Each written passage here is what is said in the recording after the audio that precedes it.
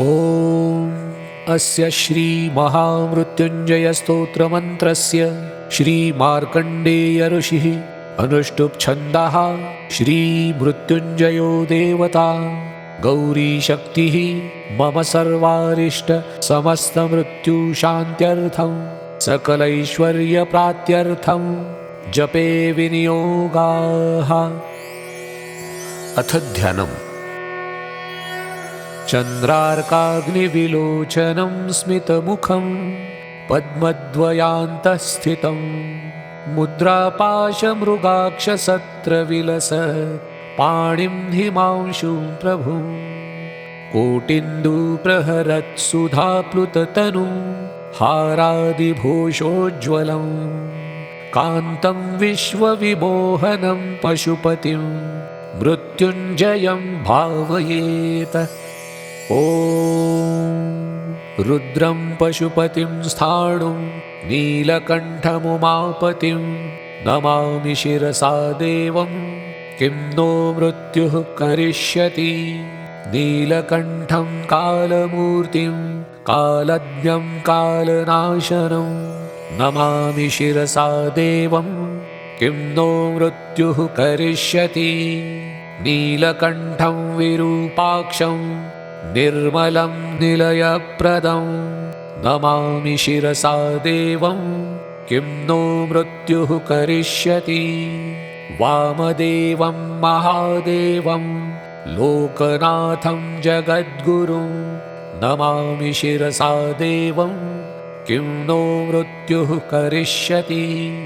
देवदेवं जगन्नाथं देवेशं वृषभध्वजं नमामि शिरसा देवं किं नो मृत्युः करिष्यति।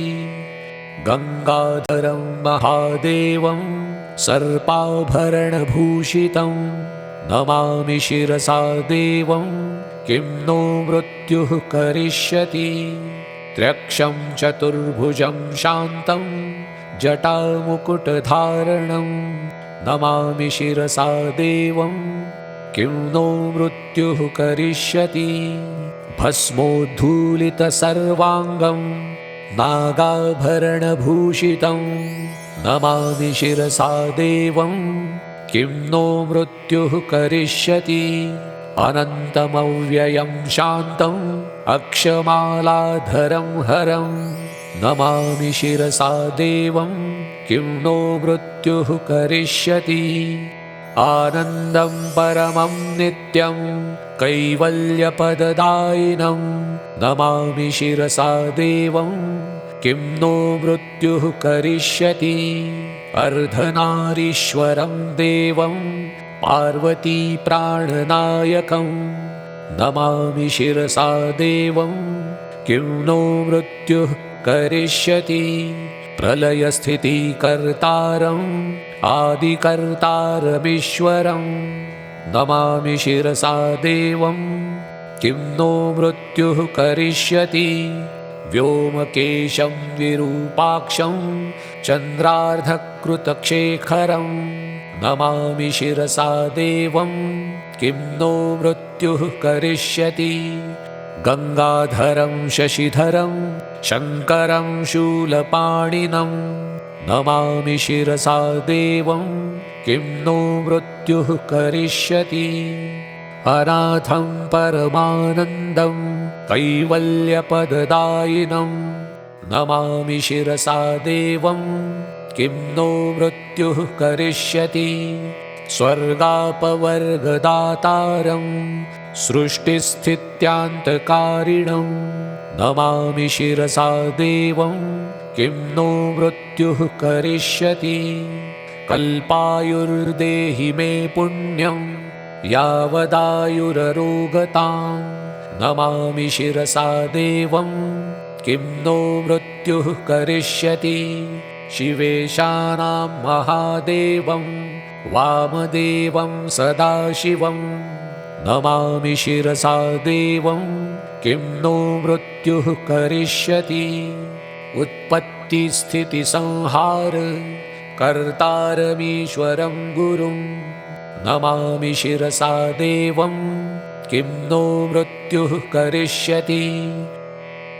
मार्कण्डेयकृतं स्तोत्रं यः पठेत् शिवसन्निधौ तस्य मृत्युभयं नास्ति न अग्निचोरभयं क्वचित्। शतावृत्तं प्रकर्तव्यं सङ्कटे कष्टनाशनं शुचिर्भूत्वा पठेत् स्तोत्रं सर्वसिद्धिप्रदायकम्।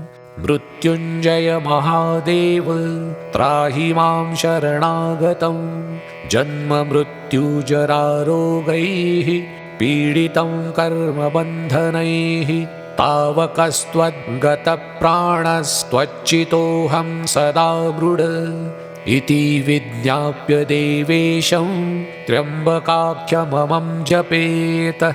नमः शिवाय साम्बाय हरये परमात्मने प्रणतक्लेशनाशाय योगिनां पतये नमः। इति श्रीमार्कण्डेयपुराणे महामृत्युञ्जयस्तोत्रं सम्पूर्णम्।